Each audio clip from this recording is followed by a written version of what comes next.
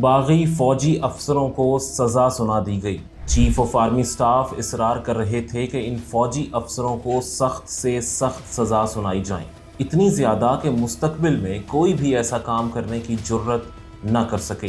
میں نے فیصلہ سنایا تو وزیر اعظم ذوالفقار علی بھٹو نے مجھے طلب کر لیا۔ میں نے حکام بالا سے اجازت لی اور اسلام آباد روانہ ہو گیا۔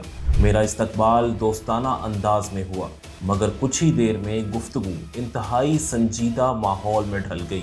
ذوالفقار علی بھٹو نے مجھے مخاطب کر کے کہا کہ آپ نے بہت کم سزائیں سنائی ہیں۔ میرا جواب تھا کہ فیصلے میں انصاف کے تقاضے پورے کرنے کی کوشش کی گئی ہے۔ اس وقت میرے پاس ان افسروں پر الزامات کے کاغذات نہیں ہیں، اس لیے میں اس بارے میں وضاحت نہیں کر سکتا۔ میں شاید مسٹر بھٹو کو اپنی باتوں سے مطمئن نہ کر سکا اور سمجھ گیا کہ بھٹو میری باتوں سے مطمئن نہیں ہوئے۔ انہوں نے مجھے بغور دیکھا اور مخاطب کر کے کہا، اچھا اب آپ جا سکتے ہیں۔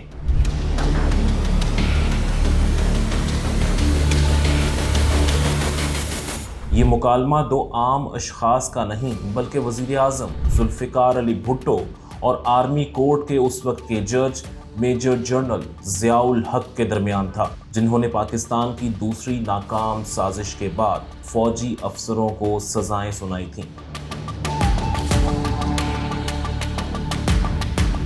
ذوالفقار علی بھٹو اور army chief general Tikka Khan ان سزاؤں سے مطمئن نہ تھے، جس کے باعث ضیاء الحق کو وزیر اعظم ہاؤس طلب کیا گیا تھا۔ تاریخی اعتبار سے ذوالفقار علی بھٹو اور ضیاء الحق کے درمیان یہ پہلی 1 to 1 ملاقات تھی۔ یہ ملاقات اور مکالمہ جس واقعے کے نتیجے میں ہوا، تاریخ اسے پاکستان کی دوسری ناکام سازش یعنی اٹک سازش کیس کے نام سے جانتی ہے۔ ناظرین، یہ بات ہے اگست 1972 کی۔ فوج کے کچھ جونیئر افسروں میں بے چینی بڑھ رہی تھی۔ سب سے اہم وجہ مشرقی پاکستان کا الگ ہونا تھا۔ ان فوجی افسروں کی ناراضگی حکومت کے ساتھ بھی تھی اور اعلیٰ فوجی قیادت سے بھی تھی۔ فوجی افسر چاہتے تھے کہ اپنے ہم خیال فوجی افسروں کو ساتھ ملایا جائے، حکومت کا تختہ الٹا دیا جائے۔ وزیر اعظم ذوالفقار علی بھٹو اور army chief general Tikka Khan کو گرفتاری کے بعد عہدوں سے برطرف کر دیا جائے۔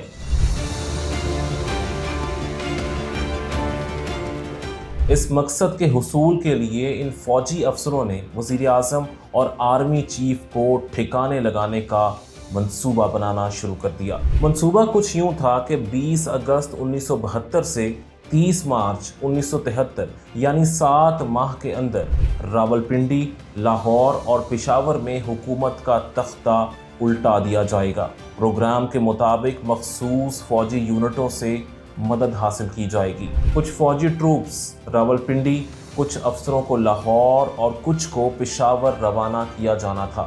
بغاوت کے اس منصوبے پر عمل کرنے کے لیے ایک فوجی پریڈ کا انتخاب کیا گیا۔ فوجی پریڈ کے انتخاب کا مقصد یہ تھا کہ اس میں تمام اعلیٰ سول اور فوجی قیادت ایک ہی جگہ پر موجود ہونی تھی۔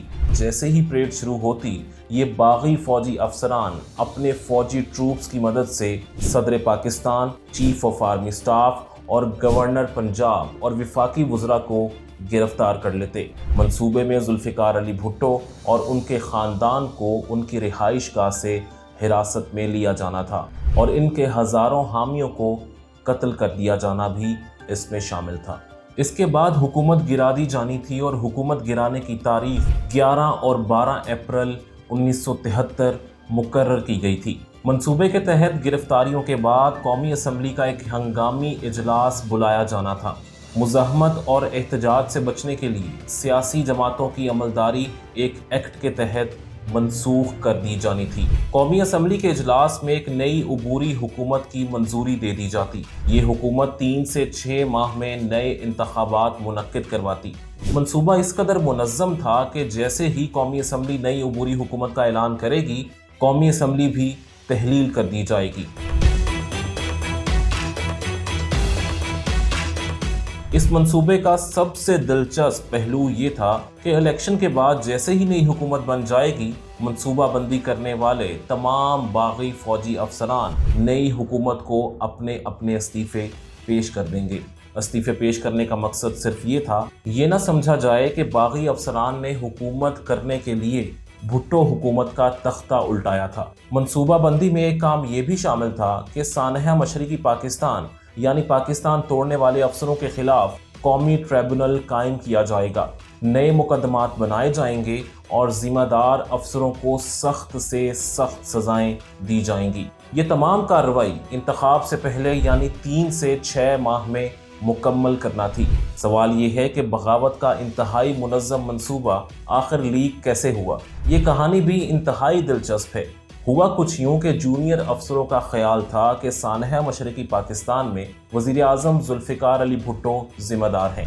आला फौजी क़यादत को भी इस हवाले से जिम्मेदार ठहराया गया। मंसूबा बंदी करने वाले फौजी अफसरों ने अपने हम ख्याल अफसरों को साथ मिलाने का फैसला किया। इस बात से कतई नज़र कि वो बर्री फौज से हों, एयरफोर्स से हों या फिर नेवी से हों। इस मकसद के लिए उन्होंने फौज में सीनियर अफसरों से भी मुलाकातें शुरू कर दी। चंद नौजवान फौजी अफसर एयर मार्शल असगर खान से भी मिले। मुलाकात में जूनियर फौजी अफसरों ने असगर खान को न सिर्फ मंसूबे से आगाह किया बल्कि ये भी बताया कि इस मंसूबे में उनके बरादर निस्बती कर्नल अलीम अफरीदी भी हमारे साथ शामिल हैं। एयर मार्शल असगर खान इस मंसूबे से ज़्यादा मुतासिर नहीं हुए और मंसूबे को सिर्फ खाम ख्याली करार दे दिया। साथ ही उन्होंने फौजी अफसरों को खबरदार भी किया कि ये पाकिस्तान है और यहाँ फौजी छावनी में एक जगह से दूसरी जगह जीप भी जाए तो वो सीनियर अफसर की मर्जी के बगैर नहीं जाती और तुम लोग एक बटालियन को एक जगह से दूसरी जगह लेकर जाने की बात कर रहे हो। जूनियर फौजी अफसर मंसूबा बंदी में इस कदर जल्दबाजी करने लगे कि वो अपने हम ख्याल फौजी अफसरों से खुफिया मुलाकातें करने लगे। इन अफसरों में से बहुत से प्लाटून कमांडर थे। मुलाकातें पाकिस्तान मिलिट्री एकेडमी काकूल में होने लगीं। एक वक्त पर उन्होंने साजिश में मुलव्वस अफसर और साबिक आर्मी चीफ आसिफ नवाज जंजुआ के कज़न फारूक नवाज की जिहलम में शादी की तकरीब को भी ऐसी मुलाकातों के लिए इस्तेमाल करना शुरू कर दिया। इस वक्त के army chief general Tikka Khan तक बगावत की इस मंसूबा बंदी की इतलात पहुँच गई। साजिश के सबसे अहम किरदार लेफ्टिनेंट कर्नल तारिक रफ़ी भी थे। जी हाँ, यही कर्नल तारिक रफ़ी थे जिन्होंने सबसे पहले मंसूबे की मुखबरी chief of army staff general Tikka Khan को दी थी। जनरल टिका खान ने उन्हें पास बुलाया और कमर पर थपकी दी। आर्मी चीफ ने उन्हें बागी ग्रुप के साथ काम जारी रखने का भी कहा। साथ ही साथ उन्होंने साजिश के तहत MI यानी मिलिट्री इंटेलिजेंस के लोगों को भी बागियों में शामिल करा दिया। जनरल टिका खान ने ISI को भी हुक्म दिया कि वो इन अफसरों की निगरानी करे। इस मंसूबे में आर्मी यानी बर्री फौज की जानिब से ब्रिगेडियर FB अली ग्रुप के लीडर थे। एयर फोर्स के साजिशी ग्रुप की क़यादत स्क्वाड्रन लीडर गौस कर रहे थे। बागी अफसरों की अहम तरीन मीटिंग गिरफ्तारी से 6 दिन पहले यानी 24 मार्च 1973 को लाहौर में हुई। इस खुफिया मीटिंग में सबसे पहले की गई मंसूबा बंदी का जायजा लिया गया। इब्तिदा में मीटिंग मामूल के मुताबिक थी, मगर कुछ ही देर बाद 2 ग्रुप्स में इख्तलाफात सामने आने लगे। एक ग्रुप का मानना था कि जनरल टिका खान को हमारे मंसूबे का इल्म हो चुका है, मिलिट्री इंटेलिजेंस भी कामयाबी के साथ हमारे अंदर दाखिल हो चुकी है, लिहाजा हमें आर्जी तौर पर प्लान को मौखर कर कर ज़ेरे ज़मीन चले जाना चाहिए। दूसरे ग्रुप का ख्याल था कि अब पीछे हटने का कोई फ़ायदा नहीं, अब बहुत देर हो चुकी है, अब सिर्फ कार्रवाई करने का वक्त है। यहाँ ये मीटिंग इख्तलाफ राय के बायस बिना किसी फैसले के ख़त्म हो गई। इस मीटिंग के 6 दिन बाद यानी 30 मार्च 1973 को कैंट एरियाज और एयर बेसिस पर छापे मारे गए। एयर फोर्स और बर्री फौज के 54 अफसरों को गिरफ्तार कर लिया गया। इन अफसरों की गिरफ्तारी के बाद वज़ीर आज़म जुल्फ़िकार अली भुट्टो ने मीडिया के ज़रिए बयान जारी किया कि बागी फ़ौजी अफसर आला सिविल और फ़ौजी क़यादत को हटाने के बाद तहरीक इस्तक़लाल के सरबराह एयर मार्शल असगर खान को वज़ीर आज़म बनाना चाहते हैं।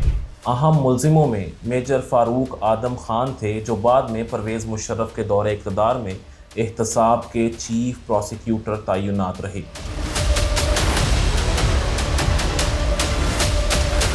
दीगर अहम मुलजिमान में फ़ारूक आवान जंजुआ भी थे।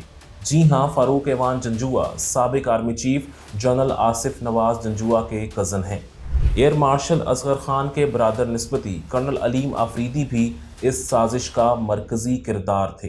जिनको गिरफ्तार किया गया। मेजर नादिर परवेज़ भी साजिश का हिस्सा रहे। ये वही नादिर परवेज़ हैं जो बाद अज़ां 1990 में नवाज शरीफ की काबीना के वफाकी वज़ीर बने। मेजर सईद अख्तर का भी साजिश में अहम किरदार था। ये 1965 की जंग के hero major general Akhtar Ali Malik के बेटे थे। गिरफ्तारी के बाद इन अफसरों की तफ्तीश और मुकदमे के लिए अटक की फ़ौजी अदालत के सरबरा लेफ्टिनेंट जनरल मोहम्मद ज़ियाउल हक थे। 3 माह तक इन अफसरों को अटक किले में अलग अलग कोठरियों में रखा गया। उनको किसी से मिलने की इजाज़त नहीं थी। हुकूमत की जानिब से बागी फ़ौजी अफसरों के ख़िलाफ़ मुकदमा बनाया गया। मुखबरी करने वाले एक गवाह कर्नल तारिक रफ़ी की मदद से मुकदमा तैयार किया गया। वज़ीर आज़म ज़ुल्फ़िकार अली भुट्टो और army chief general Tikka Khan चाहते थे कि उन्हें ज़्यादा से ज़्यादा सज़ाएँ सुनाई जाएं। तफ्तीश और कार्रवाई के बाद फ़ौजी अदालतों ने बर्री फ़ौज के 15 और फ़िज़ाइया के 4 अफसरान को साजिश में मुलव्वस करार देते हुए 3 साल कैद की सज़ा सुनाई। लेफ्टिनेंट जनरल ज़ियाउल हक ने मुलजिमों को सिवाय राजा नादिर परवेज़ के तवील सज़ाएँ सुनाई। नादिर परवेज़ को बरी कर दिया गया था। सबसे ज़्यादा सज़ा फ़ारूक आदम को सुनाई गई, जो जनरल परवेज़ मुशर्रफ के दौर में प्रोसिक्यूटर जनरल बने। सज़ाओं से ज़ुल्फ़िकार अली भुट्टो और chief of army staff general Tikka Khan मुतमिन नहीं थे। ज़ुल्फ़िकार अली भुट्टो ने बागियों को कम सज़ाएं देने का गिला जनरल ज़ियाउल हक से भी किया।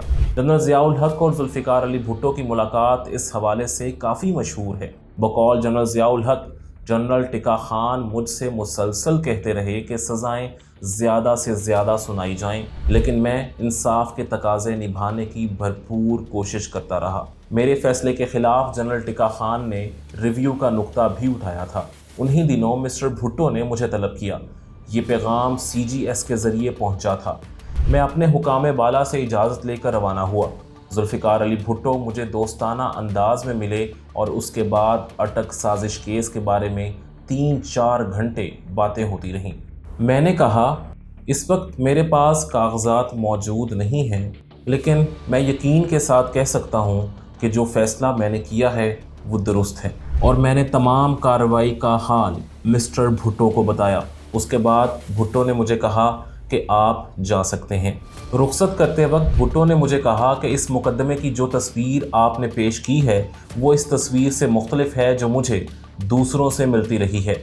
आपकी वजाहतों ने मेरे तमाम शकूक व शुबहात को दूर कर दिया है।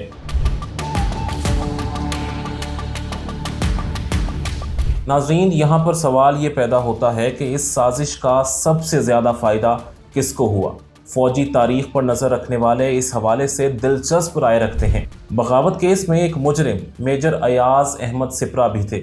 इनके मुताबिक साजिशियों के गिरोह के असल सरबरा जनरल ज़ियाउल हक खुद थे।